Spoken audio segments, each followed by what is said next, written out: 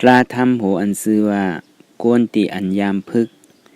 อันนี้จะสะพอมาอำนั้นเป็นรู้นั่นขอไว้เมื่อวันที่20เดือน8ปี25ปัก62ว่าตีวัดอนัตตาวิปัสสนากรรมฐานดนตรี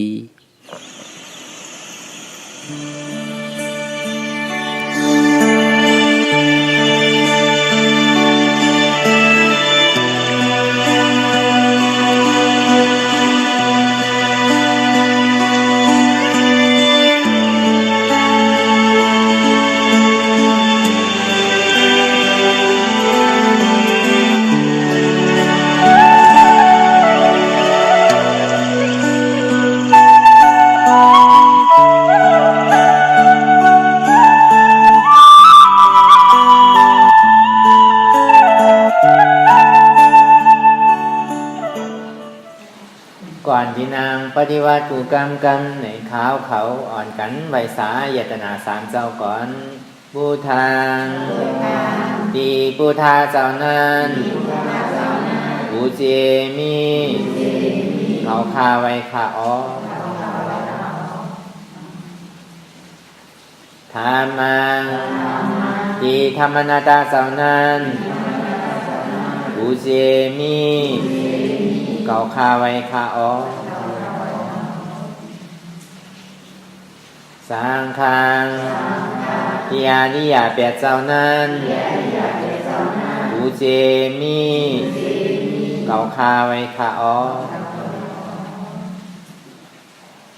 นบลงยาวก่อกันก็อานิยาเจ้าเขากูเจ้าเจ้าก่อนอานิยาเจ้ากูเจ้าเจ้าคาในยามมือไหลก็ดี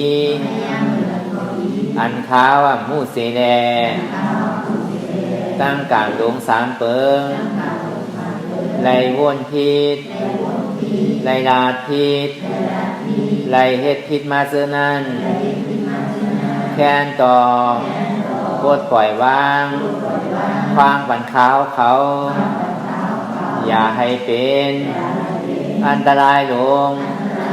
อันเฮตามาโพนิปานั้นเสกัมติคานอสาธุสาธุสาธุ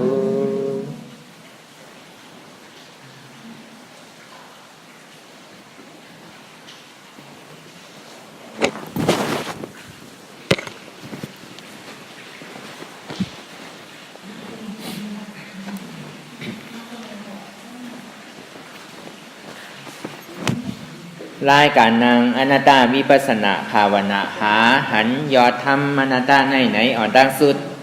เพื่อนางข่ายกุดขากวาทับต่างขาซ้ายก็ไหลอันนั้นขาซ้ายทับต่างขากวาก็ไหลมือสองคอนต่างตักเอาขาต่างสูงๆอย่าไปต่างจำๆมันจะได้หันทำไว้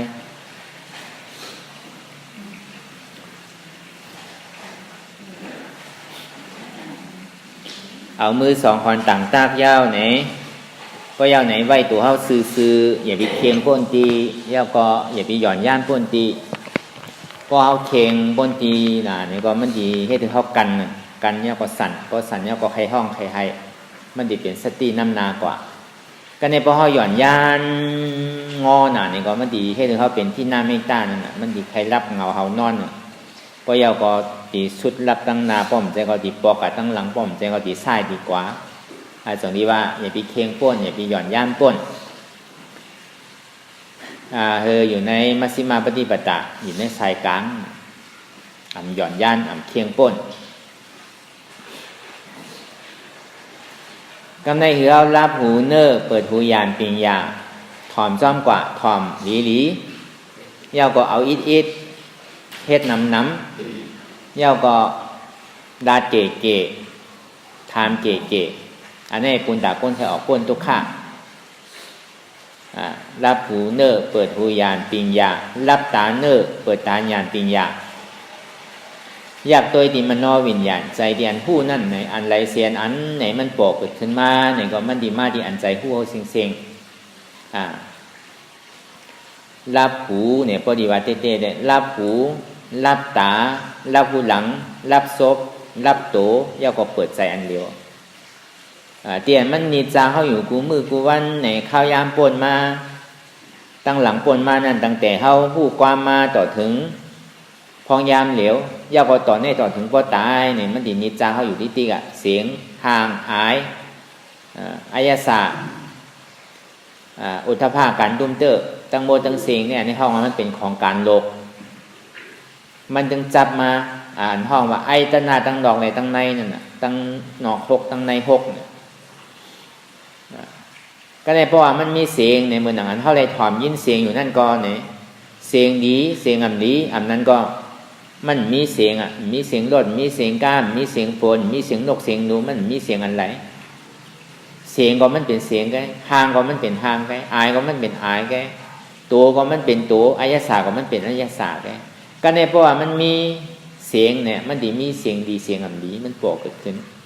ก็ในเพราะมันมีห่างเนี่ยเพราะเขามั่งมันมีห่างไหนมันดีมีห่างหรือห่างจ้าโผล่เกิดขึ้น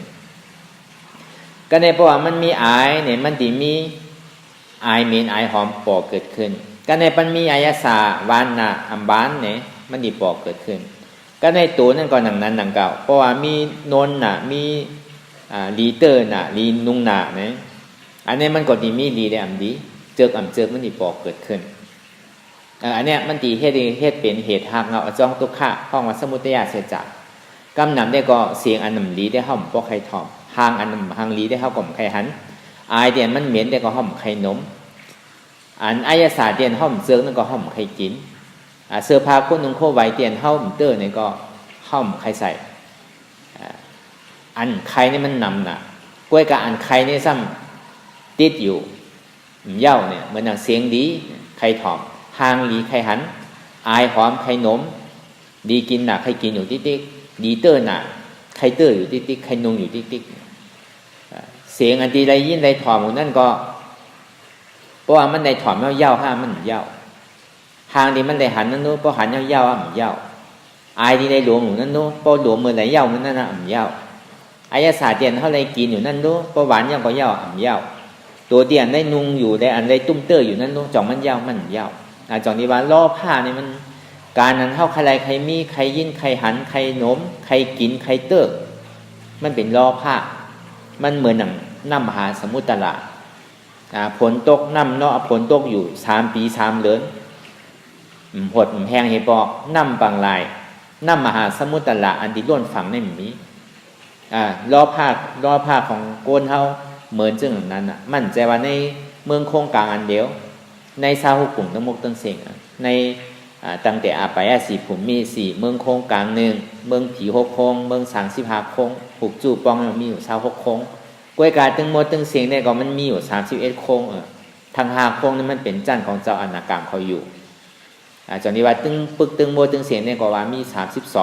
32ในจันโลกุตละนี่5ที่เป็นอนาคามยาวกว่าจันพุทธศาสนาใน26ก็ในตีนิป่านี่เป็น1เนี่ยห้องมันมีอยู่32อันนั้นเพราะว่าเมื่อไรเข้ากันนั่นก็ปล่อยว่ากันทั้งกำหนึ่งกล้วยการนะคือเรียกเข้าดีเป้เข้าดีแทบตัดไรในอาจอง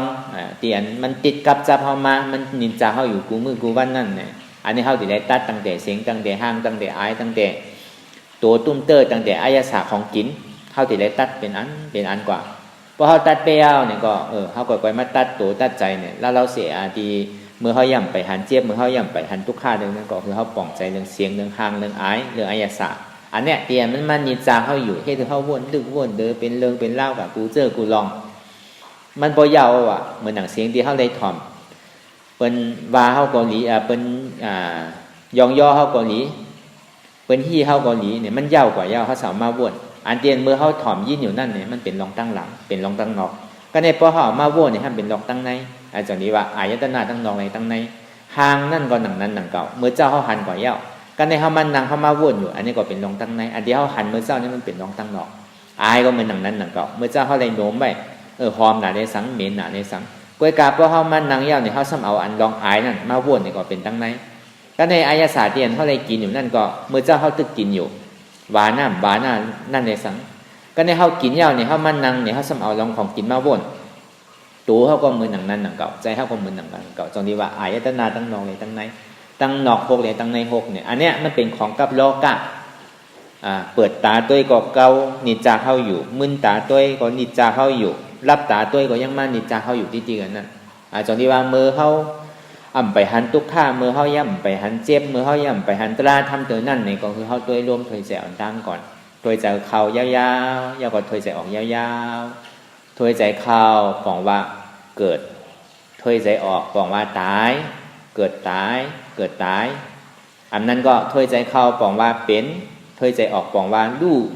เป็นลู่เป็นลู่ป้องบอกว่าเกิดเวียบบอกว่าตายป้องเกิดเวียบตายตัวตีร่วมถอยใจอ่อนตั้งก็เบอร์3 3ดีเลยตัวตีร่วมถอยใจเข้าออกอ่อนตั้งก่อนละเนี่ยก็เบอร์ว่าจ่าที่เกิดขึ้นมาในต้องแม่เพราะว่ามันมีตรงยาวเนี่ยก็ร่วมถอยใจในเหตุการณ์ตั้งแต่เมื่อเกิดขึ้นอยู่ในต้องแม่วันเหมือนนั่นต่อถึงวันพองยามเดียวเนี่ยก็มันก็ยังตึกหายใจเข้าหายใจออกอยู่1 ยามป่วนกว่า1 วันป่วนกว่า1 วงป่วนกว่า1 เดือนป่วนกว่า1 ปีป่วนกว่าร่วมถอยใจเนาะมันก็ตึงเหตุการณ์อยู่ของมันอยู่ที่จริงล่ะกระโจมไปตายเด้อมือเฮาลุกก็หลีมือเฮานั่งก็หลีมือเฮากินก็หลีมือเฮาเกี่ยวก็หลีมือเฮากว่ามือเฮาไปมือเฮาออกตาออกตั้งมือเฮารับมือเฮานอนมือเฮากินมือเฮาขี่มือเฮาเยี่ยวร่วมถอยใจก็ตึงเหตุการณ์อยู่เฉยๆจังนี้ว่าคือตัวร่วมถอยใจอ่อนตั้งก่อนมืออำไปหันสังเตอวนที่ร่วมถอยใจเข้าออกอำใจว่าคือตัวมันหลอกมันหลายเอายานปิญญาเฮากับวนเมื่อนานที่ว่ามาเมื่อเจ้านั่นนี่เข้าบอกว่าเกิดออกบอกว่าตายเข้าบอกว่าเป็นออกบอกว่าลู่ปองบอกว่าเกิดเบียบบอกว่าตายทีแต่มันก็เพราะว่าเกิดตายเนี่ยมันเป็นกรรมหังซากว่าเหลือเฮามันนั่งก็บ่ทุกข์ข้าบ่ดีตายอยู่แล้วสว่าบ่มาเกิดแล้วบ่ตันตายแล้วตันเปี่ยวตันบนสังสีอีดาวนี่ก็ว่าเหลือทุกข์ข้าก็ทุกข์ข้าแล้วเนี่ยโกเฮาป่องก็ว่ากรรมหังซากเนี่ยมันก็ซ้ำใจนั่นน่ะก็กะเฮาติ่มยอมรับหลายเปิ้นจึงที่แพตื่นออกมาว่าเป็นลูกที่แต่มันลูกมาตีเลียวกันน่ะเกิดเป็นแล้วก็ลูกตายมันมาทีเดียวกันเหมือนหนังป้องยาวกว่าเวียบยาวกว่าป้องนั่นไหนเหมือนหนังป้อถอยใจเข้ายาวเนี่ยต้องเขาทีเวียบเพราะเขาถอยใจออกขึ้นเนี่ยต้องเขาซ้ำตีป้องตึงไว้ทีเด็ดๆมันก็ในรวมถอยใจเข้าออกนั่นไหนคือเขาเอายานปิญญาเขากับวนว่าสั่งว่าเขาถอยใจเข้ายาวเนี่ยอย่าไปขึ้นถอยใจออกขึ้นก็ในป้อถอยใจออกยาวเนี่ยอย่าไปขึ้นถอยใจเข้าขึ้นเนี่ยสั่งว่าเขาหยุ่มยำว่าขันธาจิโคต่อไปกินเนี่ยเขาอุบเปิงไรใจห้ามใจเป็นของเขาเต้มเต้เนี่ยเขาลองเฮ็ดตัวตีร่มถอยใจนั่นเขายาวอย่าไปคือออกยาวเนี่ยอย่าไปคือเขาตัวลองเฮ็ดจามตัวเพราะอ่ำไรก็ปองว่ามันใจของเขาเต้เขาอย่าไปว่าตั้งแต่โฮถึงคาเตอร์สั่งว่ามันเป็นของเขาเต้เนี่ยเขาลองจามอุบเปิงร่มถอยใจตัวเพราะว่ามันเป็นของเขาเต้เพราะว่ามันไรเนี่ยก็ปองว่ามันใจของเขาเตะเขาอย่าไปว่าต่างเสื้อต่างเมลเตออันเนี้ยหันถึงว่าตั้งแต่ตัวตั้งแต่ใจเขานั่นใจของเขามันเป็นของเขาไรเมื่อนั้นอดีเปรมันเป็นฮือละก็ถอยใจเขายาวไหนปอกขึ้นถอยใจออกตายเพราะออกแล้วเนี่ยเขาขึ้นก็ตายแล้วจังนี้ว่าการตายเนี่ยมันไวน่ะสังว่าเฮาอยู่มือเฮาลุกมือเฮากว่ามือเฮาไปมือเฮากินมือเฮาเกี่ยวเฮาว่าอะไรเฮาฮู้อะไรเฮาสิตายมื้อไหร่เฮาฮู้อะไรเฮาฮู้อะไรผู้อยู่ยามเกิดวันเกิดเดือนเกิดปีเกิดทีไหลผู้อยู่กวยกาเฮาสำดีตายมื้อยามไหลวันไหลเดือนไหลปีไหลอันนี้เฮาฮู้อะไรจังที่ว่าจาดนานี่มันไวน่ะเพราะมันใครตายนี่มันไวน่ะจังที่ว่าอันรองการตายนี่มันดีโกสิอีกเพราะมันใครตายมันไวเพราะเขาอย่างออกกระโดดตายนั่นน่ะรวมถอยใจเฮานั่นมันอยู่จำเฮาในแก่มันกว่าดีไหลมาหน้าอันว่านั่นก็ในพอออกยาวเนี่ยพอขึ้นเขาขึ้นก็ตายเอาอันตายนี่ไวกวยกาอันเกิดเนี่ยมันทุกข์อันเฮาว่าจาที่ทุกข์นั่นเกิดมาเกิดต่างเสื้อต่างเมี้ยวได้เฮาว่าเจอก่อน เพราะว่าเกิดเป็นก้นเขาเป็นก้นเขาก็ว่าลองก้นนี่ก่อนอันที่เขาเลยโตทบอันที่เขาเลยหันมาอันที่เขาเลยมาอันที่เขาเลยยามอยู่มาเนี่ยเขาดีบอกอันนั้นดีกว่าเขาดีปล่องใจตรงนี้ว่าเขาเกิดมาในเข้าตั้งเกาเดิน8 เดือนเกาเดินเป็นปีมันดีทุกข้าเพราะต่างนี่แหละเขาโคตรอยู่ในตองเมเขานั่นก้นกว่าทุกข้าก้นอยู่ในตองได้หาดีว่ามันเมียพอกินเผ็ดกินห้อนกินไม่ก็ต้องแต่ตรงปันเท่าตีเต็มมันดีทุกข้าเพราะต่างห้อนก่อมจังหลัดไม่ก่อมจังหลัดอันเนี้ยตรงนี้ว่าพระเป็นเจ้าว่าอันตายเนี่ยมันดีโกว่ะอันดีโกน่ะนั่นดีโกตาที่เกิดทั้งนั้นน่ะทุกข้าน่ะว่ะพอมีเกิดก็มีตายพอมีตายก็มีเกิดพอมีเกิดก็อันเกิดตึงมีเนี่ยพระเป็นเจ้าหันน่ะพอมีตายก็อันตายตึงมีเนี่ยในศาสนาพุทธะข้ามพระเป็นเจ้านั่นจาติมีก็อันจาติตึงมีจารามีก็อันจาราตึงมีแผดที่มีก็อันแผดที่มันตึงมีมาราหน้ามีก็อันมาราหน้ามันตึงมีเนี่ยในพระเป็นเจ้าเขาอันนี้ก็เขาเป็นพุทธศาสนาเนี่ยก็เขาหลงมาหาก็เขาโกเกิดพวกเขาโกเท่าพวกเขาโกเจ็บพวกเขาโกตายเขาหลงมาหาตั้งป่นเกิดเป็นหือตั้งป่นเก่เป็นหือตั้งป่นเจ็บเป็นหือตั้งป่นตายเป็นหือเขาตีแรงมาพึกตีแรงมาป่องใจตีแรงมาเข้าใจนั่นคือแล้วเขาตีหู้หันป่องไรนั่นอาจารย์ดีว่าเขาตีแรงมาตัวในเช่นจ่าในตัวในใจเขานั่นคือแหละทำมันว่านี่มันมีดีไรมันมีในตัวในใจเขาเหมือนหนังพุทธะข้ามพาเป็นเจ้าว่าไว้อันดีว่ามาเหมือนเจ้านั่นอันเข้าหู้ไรนั่นมีหาอันเข้าหู้ไรนั่นหนึ่งเนี่ยเข้าดีเป็นย่อกาสังตายเข้าดีตายกับไก่โดยย่อกาสังตีตายเป็นย่อกาสังในตายอันนี้เข้าหู้ไรข้อที่หนึ่งก็ในสองมาเนี่ยเข้าซ้ำดีกัดตายดีไรเข้าซ้ำดีกัดตายเมืองไหลเข้าซ้ำกัดตายวันไหลอันนี้เข้ากลมหู้ไรก็ในสามมาเนี่ยพอเข้าตายเอาเนี่ยเปิ้นซ้ำตีเอาเข้ากับพังดีไรเปิ้นเท่าตีเอาเข้ากับไหวดีไรเข้ากลมหู้ไรวะเข้ากลมหู้ไรสามมาก็ในสี่มาเนี่ยพอเขาตายแล้วเมื่อเจ้าพอตายแล้วเป็นดีกับเผาดีไรมันพูดไรก็ในพอสีมาเนี่ยพอเขาตายแล้วเนี่ยเป็นซ้ำตีเอาเขากับไหวดีไรกับพังดีไรเขากลมพูดไรวะก็ในหามาเนี่ยพอเขาตายแล้วเนี่ยจัดนามาเขาตีเป็นสังอันนี้เขากลมพูดไรวะอันนี้มีหาเปิงดีพระเป็นเจ้าว่าจงนี้ว่าลองตั้งนาในเขาดีวนมันจังว่าอะไรจงนี้ว่าการวิปัสสนาญาณเนี่ยพอเขาเลยถ่อมได้ยินเนี่ยก็เขาตีได้คัดใจเนี่ยคือเลยเขาตีได้เจียวป้วนทุกข้าไรเนี่ยเขาตีได้เจียวป่นทุกข้าอะไรนะเขาตีได้มาหาในตัวในใจเขาตีได้มีหมักตาสมาธิที่หานันซื่อใจหมันแม่นหมักตาสมาสังกัปปะว่นอันซื่อใจหวานแม่นจงดีว่าอันที่เขายามเพชรในวิปัสสนาญาณอันนั้นก็ตัวสภาวะเป็นรูปเนี่ยสภาวะเป็นรูปเตียนเขายามเพชรใจตื้อกรรมนั่นเนี่ยที่เขาตัวสภาวะเป็นรูปอย่าไปป้ออยู่กันนั่นมันเป็นดูเนี่ยมันเป็นเหตุหักเงาอจองมันแกมันเป็นเหตุหักเงาอจองทุกขะ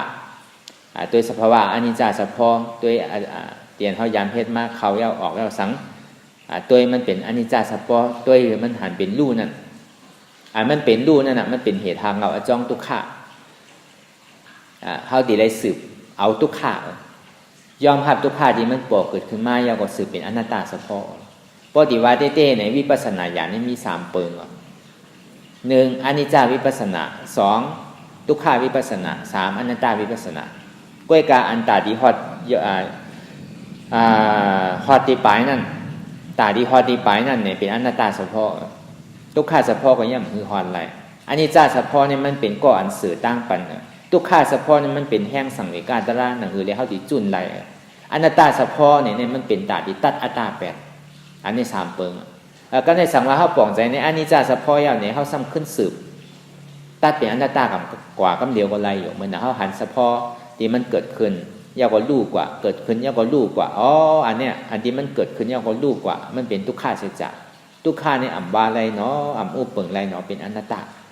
คามกับกำเดียวกันไรก้วยการมันหยาบเพศหยาบเนาะมันเพศอะไรง่ายๆมันติได้ปึงอีเลยเสียทุกขาที่ติ๊กเขาติได้ปล่องใจว่าในกาปานมือเหลียว2 เฮง 5 ปาก 60 บาทสาปลายมายาวไหนกวนอันก็เป็นมหาสาวกะอัคราสาวกะนี่มันมีอยู่มันเป็นปกติมดมันเป็นทุกขาปฏิปตาปิญญาปุโกเสียงในยุคกาปานมาเหลียวมันจะเป็นสุขาปฏิปตาปิญญาปุโกมันจะว่าอยู่มนเสื่อๆอะไรเป็นสถาอริยะเป็นสถาโซดาบันมังก็ได้หันห่างมังก็ได้ยินข่าวเมื่อปานพระนี่มีเจมีจอดมดได้หันห่างมาหลายก็เป็นโซดาบันได้ยินจือพระเป็นเจ้าก็เป็นโซดาบันกว่าไว้น่ะก็เบอว่าเป็นมีปานามีรู้เป็นเต็มทนเนี่ยเป็นเฮ็ดมากกูก็นั่นไรหันทางก็เป็นกว่าไรถ่อมเสียงก็เป็นอริยากว่าไรอุปกับพระเป็นเจ้ากระถาหนึ่งปดหนึ่งโหคำเดี๋ยวย่ำไปสุดเตอร์นี่ก็เป็นอริยากว่านำหนักนั่นเป็นปิญญาเป็นสุขาปฏิปตาปิญญาผู้โกมจะว่าโดมันน้ำทุกข้าเหมือนเท่าก็เป็นเฮ็ดมันน้ำเอาจะว่าอยู่ๆได้เฮ็ดแต่มันไรเนี่ยใจ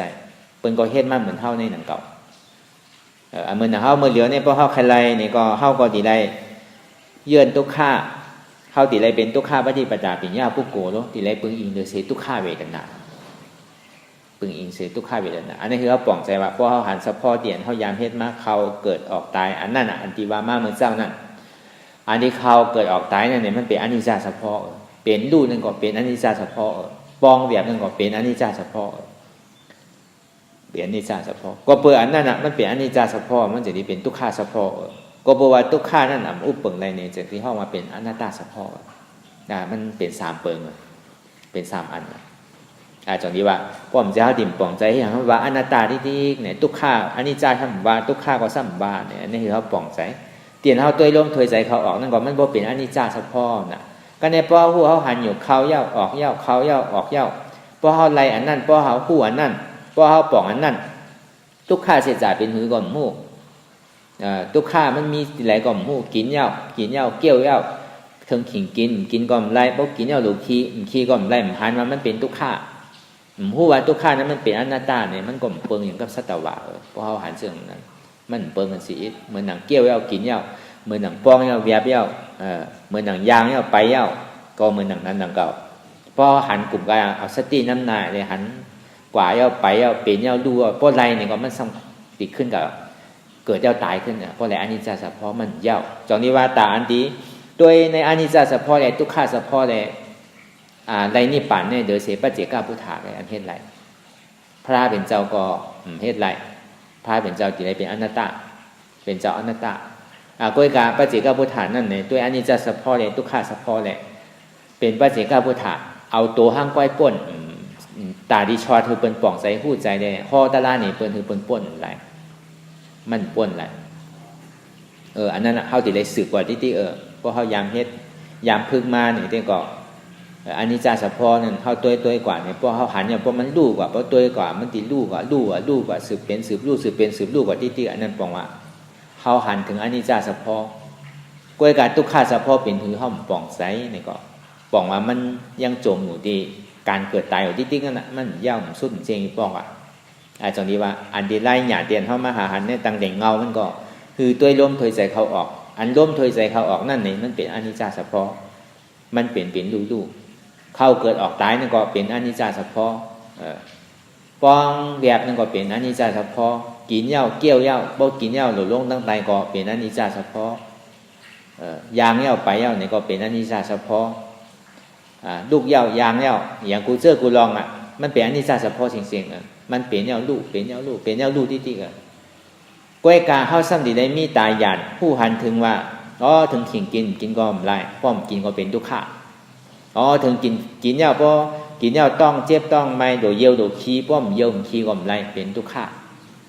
เพราะนั่งอุบอยู่เพราะก้นก็ซ้ำหลบพื้นก็ไม่ไรเป็นทุกข์พอนอนอยู่ตึงขึ้นพอถึงขิง1 ชั่วโมง 2 ชั่วโมง 3 ชั่วโมงมาติได้พื้นป้อมพื้นก็ทุกข์อันนี้มันติได้หันเรื่องไหนมันจึงได้สืบพาเป็นอนิจจสะพอในขึ้นเป็นทุกขาสะพออันนี้เขาหันมามันเป็นทุกขาเนาะเป็นทุกขาเสียจ่าเนาะว่าซึ่งนั้นเป็นทุกขาเสียจ่ากวยกาเขาหันอนิจจสะพอเขาย่ำไปหู้จักทุกขาเสียจ่านี่ก็แค่5เอาเขาติได้หู้จักทุกขาเสียจ่ากินเหย้าเกี่ยวย่ำกินเกี่ยวกับอะไรเป็นทุกขา นอนอย่างก่อมพื้นแล้วก็เป็นทุกขะเป็นทุกขะเสียจากทุกขะเนี่ยอ่ำวาไรอ่ำอุปเปิงไรอ่ำพองอ่ำไรเต้เนาะเนี่ยซ้ำเป็นอนัตตาเฉพาะเนี่ยอันในส่วนที่ว่าอันนี้จะทุกขะอนัตตากว่าไรเดียวเขาตีได้ปองใจเขาตีได้ยอมภาพทุกขะนำเขาตีได้ยอมภาพเพราะเขายอมภาพว่านี่ก็เขาตีได้ยอมภาพที่เขาได้หันกัน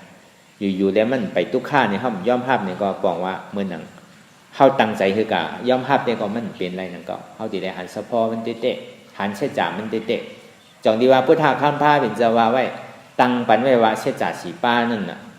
ทุกขะตุสานิมาอันว่านั่นทุกขะเสจ่าทุกขะเดียนมันมีเตะสมุทัยเสจ่าเหตุทางเราอจ้องทุกขะมีเตะนิโรธาเสจ่าผลสุขะอันท่อวันนี้ป่านนั้นมีเตะ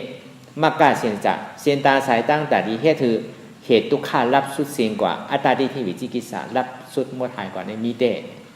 ตั้งไว้เสจ่าสีป้านั่นอันเฮาฮามันหนังรับตาหาอยู่พ้องยามเหลียวเนี่ยก็เฮามาเฮ็ดเสจ่าสีป้าหาเหตุทางเงาอจ้องมันเอาเหตุทางเงาเอาเพิ่นห้องว่าใจเหตุทางเงาอจ้องสุขะกัดต่อตึกใส่เหตุทางเงาอจ้องทุกขะอจ้องสุขะเอาต่อใส่อจ้องทุกขะต่อกันติๆอจ้องสุขะเป็นทางหลักเป็นอนัตตาอจ้องทุกขะเป็นทางหลักเป็นอัตตาเอาอนัตตาต่อสู้กับอัตตาก้อยการคือเลยเฮาตีป่องใจเนี่ยคือเฮานั่งรับตาพ้องยามเดี๋ยวแต่ก็ใจเฮาพงเฮาปิวอยู่เนี่ยก็กำหนำแต่ก็อย่างที่ว่ามาเมื่อเจ้ามุ่นๆเสียงๆก็ในใจเฮาเนี่ยมันตีพงตีปิวกำบ้วนกว่าตั้งในกำบ้วนกว่าตั้งหน้าบ้วนดึกบ้วนเด้อเป็นเรื่องเป็นเล่ากว่าตัวเฮาอยู่ที่ในเซต้าเนี่ยก็ใจเฮาในกำกว่าตั้งหอตั้งเฮิรนกำกว่าตั้งไห้ตั้งสวนตั้งปีตั้งน่องกว่าเอาอะตั้งหลังกำหนำได้มันกับว่นน้องตั้งหลังไว้หนังเก่าเมื่อเจ้าป่นมาเมื่อว่าป่นมาวงป่นมาเหลือนป่นมาปีป่นมามันก็ห้ำหย่องกับว่นต่อถึงจาป่นมาหนึ่งก็มีอันนั้นมันเป็นรองมันยาวไว้หนังเก่าวนเมืองในวนเมืองนาเนี่ยเมืองในเมืองนาวันในวันนามันมีเตะอันที่มันมีอยู่เตะเมื่อเร็วกำหนำเนี่ยมันกับว่นรองสังละว่นรองเก่านั่นน่ะได้เตี้ยตัดมันติได้เตี้ยตัดซึ่งคือแหละสังเท่ากับว่นรองตั้งหลังหนึ่งเมื่อหนักเข้าถมน้ำลายตกลงดินเข้าดิปอกเก็บกินขึ้นจ่องดีลายห้างเนี่ยก็ได้เหมือนเข้ากับขี้กับเยี่ยวตกใส่ทางขี้ทางเยี่ยวเย้าเนี่ยเข้าปอกเก็บกินขึ้นจึงไรหรือป้อมไรก็เหมือนหนังของอันเข้าวนไปหลังนั่นเนี่ยมันเหมือนขี้ว่ะถึงว่ามันมีหนังก็อีกนึงก็มันถึงเมนว่ะเบี้ยวเขาเอาของอันมันเมนอันตัวอันเมนมาวนก็เป็นตุกข้าวนี่ที่กันเมนก็เมนดีห้างก็ดีแห้งก็ในลองหนึ่งว่นซ้ำกับว่นทางลองหนึ่งลองนี้ยาวสืบลองหนึ่งลองนี้ยาวสืบลองหนึ่งในเมืองหนังเขาขึ้นร้อยจันสูงไว้เขาอย่าไปว่าร้อยจันสูงเด้อที่ทำไมโยงเขาในแกเขาขึ้นมากกว่าพวกใครเฮือแล้วขึ้นลงเนี่ยอย่าไปว่าร้อยอันสูงเด้อหรอกตัวขันเท้าก็เลี้ยวก็เดือใจหนาว่ะเขาซ้ำกับว่นลองเปิดเนี่ยก็เหมือนหนังเขาเบียกไว้หนึ่งก้อเพราะเขากับว่นลองก้นก็แค่ให้นั่นน่ะเบียกหนึ่งก้อสองก้อสามก้อเนี่ยจังคืนเยอะตุกข้าวพอมันหนักไงเขาก็ว่างเนี่ยอันนั้นเพราะเขากับวนรองตั้งหลังนี่คือเขาหมอเทียบตาจึงนะก็ได้มันวนรองตั้งหลังแนวไหนมันกับวนรองตั้งหน้ากำปอกกับเกาดีเฮ็ดสังเกาดีซื่อสังเกาดีกินสังเกาใครกินน่ะเกาใครซื่อน่ะเนี่ยเกาใจติดน่ะมือผูกโลกเนี่ยทางอินดีแลเกาดีเมื่อตั้นถึงก่อนไปฮะเกาดีเมื่อเนี่ยมันก็วนกับกูซื่อกูร้องนั่นน่ะตั้งนานนั่นอธิษฐานก็จังหมดดูแปดหนังเก่าเขาเย็นอันเหมือนหนังเหมือนเขาแปดพลานั่นน่ะเพราะอธิษฐานเขาถึงดีก็เพราะเขาป้วนก่อนได้ก็เขาไหลน้ำแมดเพราะว่าเขาถึงก็เขาซุ่มเอาเขาซุ่มกล้าเขาสำเป็นมูสาทางเขาแปดพลาน่ะเนี่ยเพราะเขาแปดพลาก็มันพอดีหนังเก่าเขาก็แปดตัวเขาจอมเขาดีเลยนิสัยท่าทานเขาอย่าไปแปดเขาอย่าไปเป็นมูสาเขาดีเลยคัดใจเขาแมดก็อย่าไปคือซุ่มตื้นการเฮ็ดตั้งหลีเนี่ยเขาเฮ็ดอยู่พ้องย่ามเหลียวเนี่ยเขาเฮ็ดเขาจะเฮ็ดเผื่อเปิ้นนู้นไหนเขาเฮ็ดก็เขาไรเขาใครก็เขาเนี้ยมันเป็นการเขาเนาะเขาเฮ็ดก็เปิ้นดีไรจอมเขาข่มใจเปิ้นเฮ็ดก็เปิ้นดีปันเขาข่มใจซื่อก็มไรปันหลายก็มไรเฮ็ดซื่อก็มันไรย้อนเอามันไรดีได้เฮ็ดทางไปทางมันตลาดว่ามันเป็นปุนตาตัวเขาเนาะพวกเขาเฮ็ดหมาดๆเนี่ยก็ตีเกศส่วนมันก็เขาก็ยามกับแถวมารู้เนี่ยจะดีว่ามันเหมือนเขาเปิ้นว่าเปิ้นมีเมืองในมีเมืองหนาวเฮาก็ยามกับแถวมาเยาเปิ้นก็เฮ็ดไรเก่าก็เฮ็ดไรเฮาก็เปรียบใส่มากอั อันนั้นปองว่าเขาซุ่มเอาก็ในพอเขาอยู่แล้วเขาคาดใจต่อกับทางไหนในปองมาเป็นน้ำแมทน้ำโตเขาอย่านั่นเขาอะไรน้ำแมทแล้วเขาซุ่มอยู่ได้เลยเขาแมทก็อย่าไปคือซุ่มนั่นน่ะอธิษฐานเขาถึงเนี่ยเขาก็ซุ่มแบบมันหลายมันก็เสียกิ่งเสียข้าวที่ติเพราะเขาก้านทีนึงก็ก้านที่ติเพราะเขาก้านทีไรก็ต้องไว้หรอกเพราะเขาเปี้ยทีไรเนี่ยเขากวาดตั้งนานก็ก้านที่ติก็ในพอเขานั่นเนี่ยเขาสัมดีว่ามันก็เหมือนกันก็อย่างเก่าตลาผ้าเป็นเจ้าเปิ้นก็ว่าดูสติปัฏฐานสี่ขึ้นหน้าอะไรก็ขึ้นไล่ขึ้นหน้าอะไรก็ถึงอยู่ว่านิพพานแน่เนี่ยกรรมเดินสุดมาเขาสัมจังเหตุสื่อสัมเอากรรมเปิ้นมาว่านิพพานนี่ขึ้นหน้าอะไรก็ไล่ว่ากวยการตัวห้อมเป้ใจกัวตัวห้อมฮัดเตะตัวห้อมฮัดหานตัวห้อมเป้ตัวเป้ใจเขาสัมกันนี่ว่าสติปัฏฐานเนี่ยขึ้นหน้าอะไรก็ไล่ป้อมบอกคืนนี้มันก็ไล่มาเก่านะมันก็โล่งขึ้นนั่นน่ะมันก็โล่งขึ้นนั่นน่ะพอสีน้ำกว่าไรเนี่ยก็มันซ้ำขึ้นถอยหลังสีหลังขึ้นนั่นน่ะถอยร่วงกับเป็นอภัยสีผมมีขึ้นเป็นสัตตเรชานเป็นเปตาเป็นอสุรกายเป็นหน้าไล่มันนะเขาอย่าไปก้านเขาอย่าไปพอหอมก้านก็แข็งแล้วแค่มาว่าเขาดีว่าพอหอมเปะพอเขาเปะเขาก็ซื้อสาใจเอาลูกพอเขาเปะพอเขาเขากวาดตั้งนานเลยอธิษฐานเขาก็หอมซุ่มหลายเกิงตานะอันที่เขาเลยปล่อยหอปล่อยเฮืองปล่อยลุกปล่อยล่างปล่อยเงินปล่อยคำเขามาโจเก็บอ่อนคำเหลียวในข้าวตั้ง5 วันก็ดี7 วันก็ดี9 วันก็ดีเดือนนึงก็ดี3 เดือนก็ดีมันเกิงตานะอันเขาเลยมาเนี่ยเขาซุ่มเอาป้อมใจเรื่องนั้นได้ก็เขาซุ่มเอาเขามีเงินคำนำก็คือก็ย่ามีปีน้องนำก็คือก็ย่ามีไฮหน้าส่วนนำก็คือก็ย่าเพราะเขาตายก่อนเนี่ยก็มันเมื่อจำเขาอันเขาเฮ็ดเนี่ยอันดีกว่าจำเขาเนี่ยอันนี้เขาป่องใจห้างไฟห้างมันเขาตีได้มีใจหาทานเขาตีได้มีใจคัดใจอย่าไปโกอย่าไปก้านอย่าไปข้านอย่าไปลืมวนจอมจริงๆคือเขากัดหรือเขาแข็งอันนั้นนะอยู่หลายแหล่มันพงมันปิวกว่าตั้งหน้ากำพงกว่าตั้งหลังอันเท่ากับพงลองตั้งหน้าเนี่ยเหมือนอย่างเขานอนรับนั่นนะเขาตื่นมากกว่าซ้ำมีสั่งหนังเก่าแต่จงดีว่าวิปัสสนาญาณเนี่ยมันตื่นหู้อยู่กุคิงว่ะตื่นยั้งเนี่ยตื่นหู้อยู่กุคิงว่ะผู้ว่าเขาแค่การสังตื่นอยู่กับปัจจุบันอ่ำบ้วนลองตั้งหลังอ่ำบ้วนลองตั้งหน้าอยู่กับปัจจุบันอันนี้ห้องว่าตื่นเพราะเขากับบ้วนลองตั้งหลังเนี่ยปองว่าตายเอามันตื่นมันเป็นของตายเอาตั้งหลังนั่นตั้งหน้าก็เหมือนอย่างนอนรับก็ในพอหันอยู่บ้วนก็เหมือนอย่างบอดนั่งเก่าจงนี้ว่าคือมันตื่นหูก็ในพอเขานั่งรับตาหาอยู่พองยามเหลียวในเนี่ยอันถูกดีหันอันถูกดีหู้นั่นเขาถูกดีหันถูกดีหู้เย้าเหมือนอันเขานั่งรับตาหาอยู่พองยามเหลียว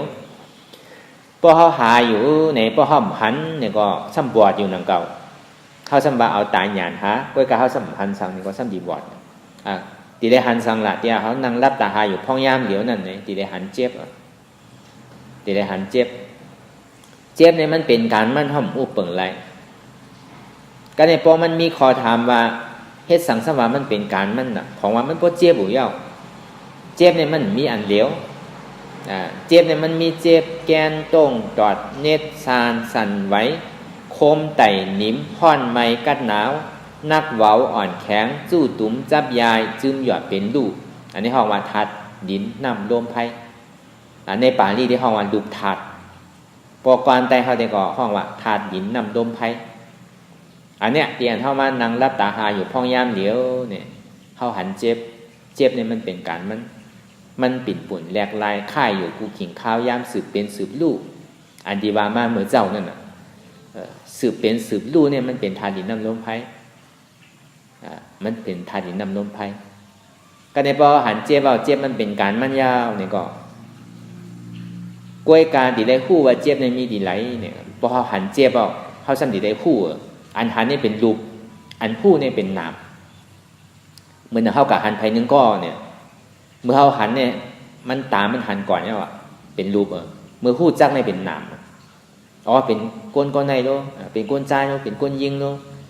เป็นลวดโลเป็นก้าโลเนี่ยอันนี้เป็นนามอันเขาคู่จักน่ะกล้วยกาเป้าหันอยู่เขาหมู่คู่ก็ซ้ำไรนั่นเก่าเขาตีไรคู่นั่นนะจองนี้ว่าเตียนเขาหามาจ้างตื้อกำนั่นนึงเขาตีไรปองใจทุกข้าเสียจัดอันหันเจ็บเนี่ยนะเจ็บนั่นนะมันเป็นทุกขาเสจจะอันผู้เจ็บเนี่ยเป็นสมุทัยเสจจะเป็นเหตุหักเงามันชาวหาเหตุหักเงาจ้องทุกขะก็ในตัวเขาก่อนนี้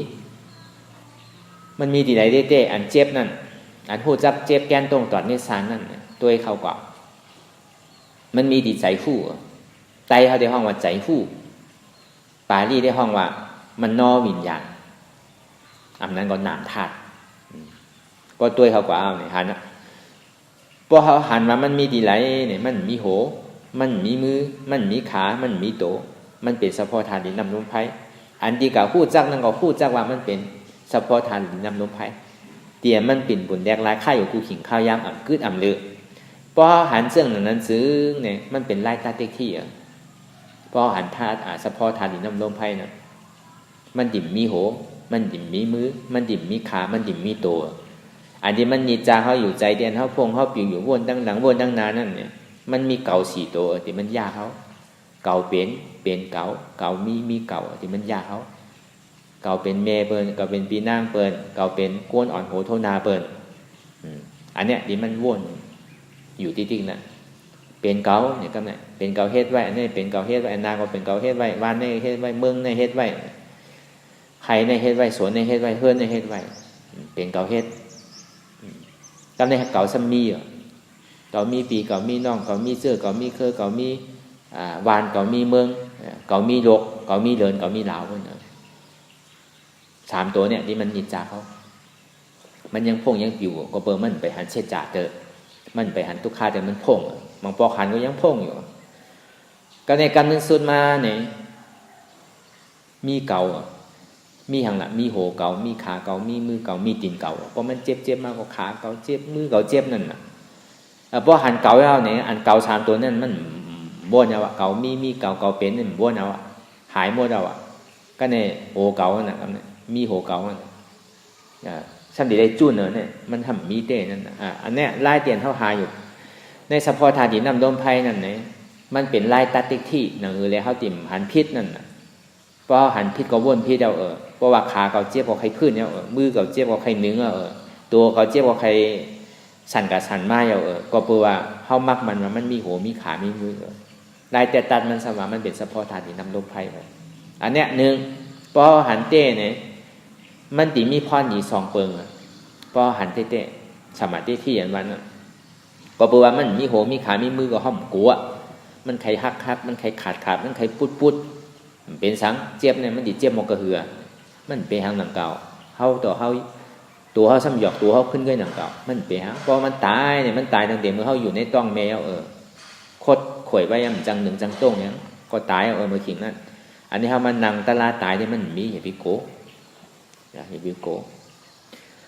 อันนี้นำตอนพรดีมันมีสองเปิงหนึ่งมันดีมีเหตุเขาตั้งเยื่อนกันไหลห้อมโกตุกข้าห้อมโกเจ็บนางคือก็ห้อมโกหนึ่งสองมาเนี่ยอยู่เขาตัวอยู่ที่เขาหูจักเงามันที่เนี่ยอัตตาที่วิจิกิจสาเนี่ยตกขาดกว่าไล่เหลวกันก็เป็นอริยะขึ้นกันเดี๋ยวก็ไล่หมอเป็นไล่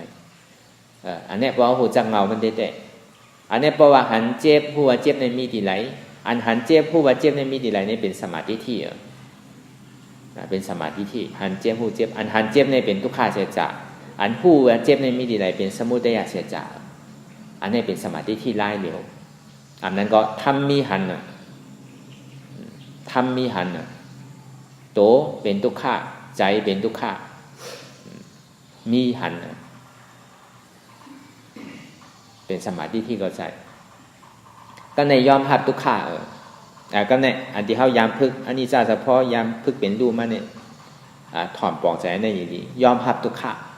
ก็เปิดสังสรรค์นี่เลยยอมรับทุกขาละเนี่ยเพราะมันมีขอถามซึ่งนั้นจึง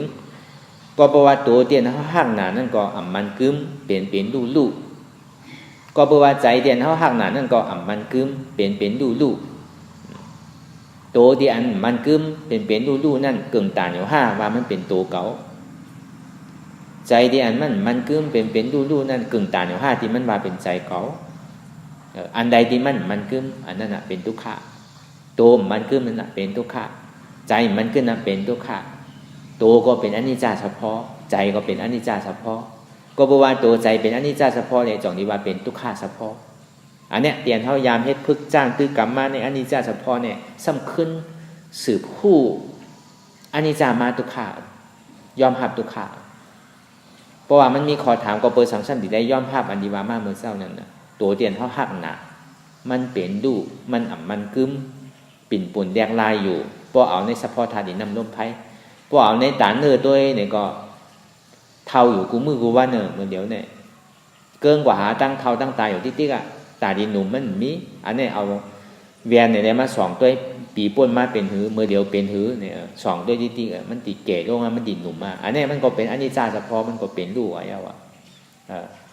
อันนี้จ้าเฉพาะเนี่ยเป็นรูอันว่านั่นมันใจว่ายาวเป็นคืบมันใจว่ายาวเป็นศอกมันใจว่ายาวเป็นว่ามันใจว่ายาวเป็นลักมันใจว่ายาวเป็นสิบลักปากลักเหงลักมันใจมันสืบเป็นสืบรูสืบเป็นสืบรู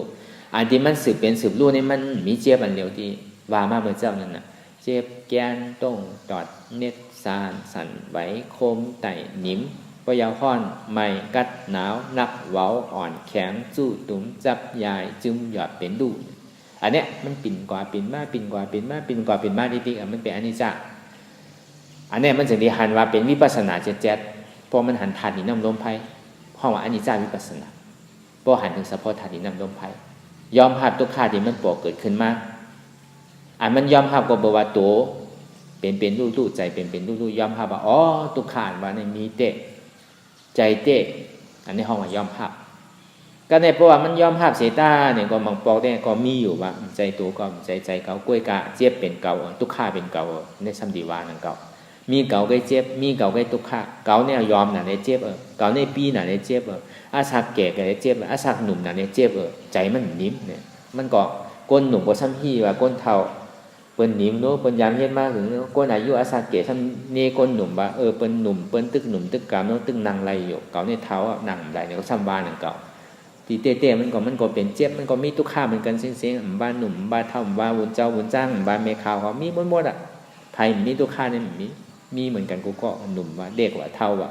โกนเคินในว่าเมืองในว่าภาษาในว่ามีเซ็งๆอันนี้ยอมรับทุกข์ก็ในยอมรับทุกข์เนี่ยว่ามาเมื่อเจ้าก็บอกว่าเหตุหักเงามันก็บอกว่าอันที่เฮาหักน่ะมันกึมจึงได้ว่าเป็นทุกข์ทุกข์นั่นรู้จ่องมันกึมหมู่หือเนี่ยเพราะมันมีขอถามทุกข์นั่นก็มันกึมดังเก่าก็เปิดสังหลักก็บอกว่าเหตุหักเงามันกึมผลมันก็มันกึมทุกข์นั้นมันเป็นอโจมันแก่มันจะอจองแล้วอจองมันกึมว่าอโจมันก็มันกึมดังเก่าจ่องดีว่าทุกข์นั่นก็มันกึมป้อมมันคือโมติได้เฮ็ดซื่อล่ะที่ได้แบกไว้ป้อแบกก็ตุกไว้น่ะที่ได้วางทุกข์นั้นว่าอะไรอุปเปิงไรอนัตตาอันนี้เฮาว่าทำใจก็ฮู้ว่าเป็นสมาสังกัปปะไล่เดียวทำมีหันเนี่ยเป็นหือเนี่ยอันนี้เฮาสิยอแก็บมาทางทำมีหือหันทำใจคือฮู้โตใจเจ็บเป็นทุกข์มีอยู่โตใจเจ็บเป็นทุกข์มีอยู่ต้องไว้ดีโตใจเจ็บเป็นทุกข์มีดีไรล่ะมีดีตัวเขามีดีใจเขามีดีเจ็บเขาเนี่ยเป็นทุกข์อันเนี้ยทำมีหันเหรออ๋อตัวเนี่ยก็เปิดเป็นตัวเนี่ยก็ทุกข์ใจเนี่ยก็ทุกข์เจ็บเนี่ยก็ทุกข์อันนี้เขาว่าทำมีหันทำใจฮู้ทุกข์เนี่ยมันเกิดขึ้นดีตัวเกิดขึ้นดีใจเกิดขึ้นดีเจ็บทุกข์เนี่ยบาไรอุปเปิงไรเป็นอนัตตาสะพออันนี้ทำใจก็ฮู้เป็นสมาสังกัปปะมีอันนี้ก็นังเก่าก็ในประมาณยอแก็บในในแทงไหนหันผู้หันคือเขาวนยาวๆเขายามหึงอย่าไปว่าไพ่น่ะอย่าไปว่าเทิงน่ะเตียนเท่าหันเตียนเท่าวนเตียนเท่าวนเตียนเท่าหันนั่นคือมันเพ่งเพียงกันกว่าหันสังหันทุกข์วนสังวนว่าทุกข์นั่นเป็นอนัตตาหันสังหันเจ็บวนสังวนว่าเจ็บนั่นเป็นอนัตตาอันที่เขาวนอนัตตานั่นก็เขาติเลยหันทุกข์เตียนเท่าวนอนัตตานั่นก็เขาติเลยหันเจ็บและทุกข์นั้นมันเป็นปัจจุบันมันอยู่ในปัจจุบันอันตัวในปัจจุบันที่มันปกเกิดขึ้นอย่างปีปลายมันปกเกิดขึ้นดีตัวก็บาไรอุปเปิงไรพอเขายึดตัวก็เป็นทุกข์พอเขายึดใจก็เป็นทุกข์พอเขายึดเจ็บก็เป็นทุกข์เขากับยึดตัวที่อันมันกึ้มส่งที่เป็นทุกข์เขากับยึดใจที่อันมันกึ้มส่งที่เป็นทุกข์เขากับยึดที่เจ็บนั้นมันกึ้มในก็ส่งที่เป็นทุกข์ก็เพื่อเขากับยึดตัวที่อันมันกึ้มเป็นทุกข์ในห้องว่าตัวนั่นเป็นลูกใจนั่นเป็นลูกเจ็บนั่นเป็นลูกจองดีว่าอันไรที่อันมันเป็นลูกเขากับยึดก็เป็นทุกข์จองดีว่ากำคอที่ปาที่ไว้ว่านามารูปังอนิจจังก็บอกว่านามรูปนั่นมันกึ้มแหละพญาเถนะเนี่ย มันเป็นเพไพ่เหลือดไม้ห้าวแห้งแข็งน่ะมันมีเพไพ่อันใดที่อันห้าวแห้งแข็งหรือในแทงเนี่ยนามารูปังอนิจจังพยาเทนะนามารูปังทุกขังพยาเทนะก็บอกว่านามรูปนั่นมันกึมแล้วเนี่ยก็บอกว่านามรูปมันกึมในสองที่ห้องวันนามรูปนั่นเป็นทุกขามันมีเพไพ่อันใดที่อันห้าวแห้งแข็งหรือในทุกขาหรือในแทงนามารูปังอนัตตาอาสาและกเทนะก็บอกว่านามรูปนั่นมันกึมแล้วก็บอกว่านามรูปนั่นเป็นทุกขาแหละก็บอกว่าทุกขานั่นอุปเปิงอะไรแหละเป็นอนัตตาอนัตตามันเป็นหือไว้ล่ะมีร้อนมีแกนพอใส่ตั้งเหนือลงตั้งไตเหมือนหนังตุ่มโคยนั่นน่ะมันมีร้อนมีแกนเหมือนหนังบวกมีตานั่นน่ะพอใส่ตั้งเหนือก็ลงตั้งไตก็เหนือเหมือนโกนถ้าพอกินตั้งเหนือก็ลงตั้งไตนั่นน่ะอันนั้นน่ะบอกว่าอนัตตาเฉพาะก็ในพวกเขาบอกใจแต่อนัตตาเฉพาะเป็นหือล่ะเกิดขึ้นตั้งอยู่รู้กว่าเกิดขึ้นตั้งอยู่แล้วก็รู้กว่าเกิดขึ้นตั้งอยู่แล้วก็รู้กว่าเหมือนหนังตาวันนั่นน่ะเพราะมันกลางในเจ้าไม่เอาการบ่ยาวกลางวันยาวเนี่ยพออยู่ซ้ำตกกว่าเนี่ยเกิดขึ้นตั้งอยู่แล้วก็รู้กว่าเกิดขึ้นตั้งอยู่แล้วก็รู้กว่ากำนำพระสัมมาเกิดขึ้นยาวตั้งอยู่มันรู้ในนั้นน่ะเจี๊ยบเขาก็เหมือนอย่างนั้นน่ะก็เปียเขาก็ห้ามเคยมันรู้น่ะเพราะว่าสุขาเนี่ยเคยมันเปียวเสียเคยมันจมเซ่ออยู่เสียทุกข้าเนี่ยตึ้งใครได้สีเอสเนี่ยใครมันกึมนั่นน่ะกวนมองทุกข้ากวนมองเจ็บหายกวนมองทุกข้าหายเนี่ยมันเหมือนหือหลาเนี่ยมันเหมือนหนังเมื่อไหร่ตาวันตีโต๊ะเมื่อไหร่เลือนตีออกเนี่ยเมื่อไหร่เหมือนหนังกวนมีต้องเมื่อไหร่ตีเกิดเนี่ยมันเหมือนหนังนั้นอย่าไปมองมันนะเพราะเขามองว่ามันคือหมดที่กันน่ะมันเกิดขึ้นตั้งอยู่รูปกว่าที่รู้เขาซ้ำหยุ่มว่ามันกึมที่ก็มันก็ทุกข้าที่กันน่ะเท่ากับเอาที่อันมันกึมนู้กูเจอกูลองตรงนี้ว่าทุกข้านั่นเกิดขึ้นทุกข้านั่นตั้งอยู่มีทุกข้าแค่ที่มันรู้กว่าโตใจเจ็บเป็นทุกข้าที่เกิดขึ้นโตใจเจ็บเป็นทุกข้าที่ตั้งอยู่โตใจเจ็บเป็นทุกข้าที่รู้กว่ามันเป็นทุกข้าจริงๆนะอันนี้เขาวนตัวยินดีเพราะเขากะยึดเขากะมักมันเขากะยึดย่ำพาเนี่ยก็เขากะยึดโตห่ำพาก็เป็นทุกขะเขากะยึดใจห่ำพาก็เป็นทุกขะเขากะยึดเจ็บห่ำพาก็เป็นทุกขะตรงที่ว่ามีทุกขะจริงๆเขาที่ได้ย่อมภาพว่าเอาอันไรก็ไรปึงอันไรก็ไร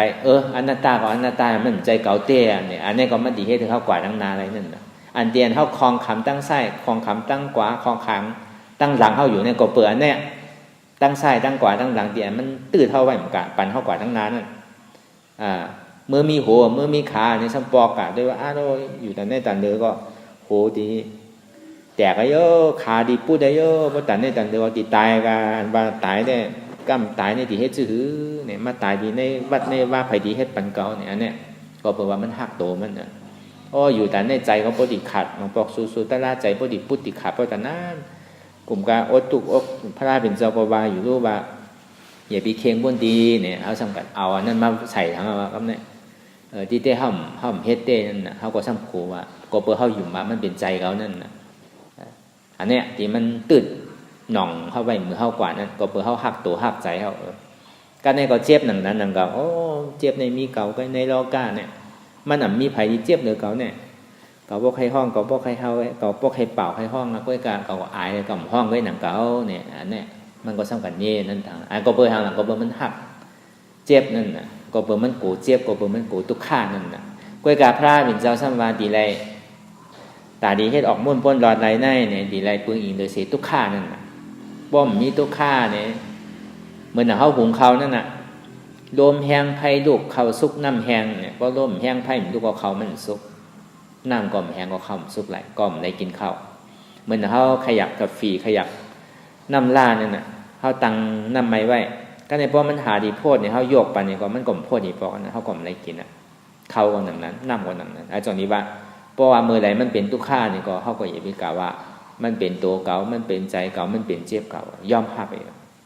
กว่าตั้งนานดีๆกันอันนี้บอกว่าตั้งซ้ายก็จันตั้งขวาก็จันตั้งหลังก็ทงกว่าลมๆเอาป้อมใจตั้งหลังก็ตืดไว้ตั้งหลังก็ตืดไว้กามปยาวตั้งซ้ายก็ตืดไว้กามปยาวตั้งขวาก็ตืดไว้ก็มันกว่าแล้วอยู่หลายภาพเป็นเจ้าว่าไว้หนังหือเนี่ยไว้ใจเหมือนหนังก้นขับล้อนั่นน่ะขับกว่าดีๆไกวๆขับกว่าดีๆ ก่อยๆขับกันลอยๆเข้ากูโก้นเนี่ยก็วนยาวๆข้าวยามมันหึงอย่าปีว่าไพ่น่ะอย่าปีว่าเทิงน่ะหันวนหันนั่นคือมันเพ่งเป็นกันกว่าพอหันในเฮาตัวใดวนพอวนในเฮาตัวใดหันพอหันอยู่เฮาวนในก็เงาลับเป็นที่น่าเมตตากำกะหันใจหันเนอกำบ่จองว่าดีๆก็กำกะหันพระลาว่ากำกะหันเมืองในเมืองนาหยองเอามันไรนั่นเก่าอันนั้นก็เปิ้นเฮาหันอยู่เฮาวนป้อมใจก็อยู่ๆเนี่ยมียินเสียงเสียงมาตุ้มเตอร์1 E 1 A เนี่ยก็ตกใจอันนี้ห้องว่าเฮาหันอยู่เฮาวนก็เนี่ยพอเฮาวนอย่างที่เฮายามเฮ็ดมานั่นน่ะอ๋อฮู้ยาวหันยาวเขายาวออกยาวอ๋อเจี๊ยบเอาเนี่ยอันนี้ห้องว่าสตินำหน้าเฮาวนอยู่เตะๆเฮาสัมพันธ์นั่นนั่นก็ห้ามไรนั่นเก่าเพราะมันแห้งเฮาแห้งก็ก้านมาเก่าจงดีว่าพอหันตัวใดวนบ่วนตัวใดหันอันเต้วนอันเต้ก่อนที่ๆนั่นน่ะหันว่ามันวนตั้งหลังก็อ๋อมันเป็นรองตั้งหลังก็อ่ำว่าเลยหันมันวนรองตั้งหน้าก็อ๋อมันเป็นรองตั้งหน้าก็มันใช่หันว่าเจี๊ยบก็อ๋อมันก็เป็นเจี๊ยบมันเป็นเฉพาะธาตุดินน้ำลมไฟพอกว่าที่ตัวก็มันมีตัวกว่าที่ใจก็มันมีใจกว่าที่เจี๊ยบก็มันมีเจี๊ยบมีทุกข้าก็อ่ำว่าเลยอ่ำอุปเปิงไรเป็นอนัตตาเรากูไหนไว้ใส่ทหารเสสืบการปฏิวัติอนัตตาวิปัสสนากว่าตั้งหนาคือเจี๊ยบนั่นโปสุเสียงเกียงหายกว่าคือทุกข้านั่นโปสุเสียงเกียงหายกว่าเนี่ยก็สืบการปฏิวัติอ่ำลงอ่ำลืมอนัตตาเฉพาะเนี่ยก็ก่อยวนยาวๆไว้ในสืบการปฏิวัติกว่าตั้งหนา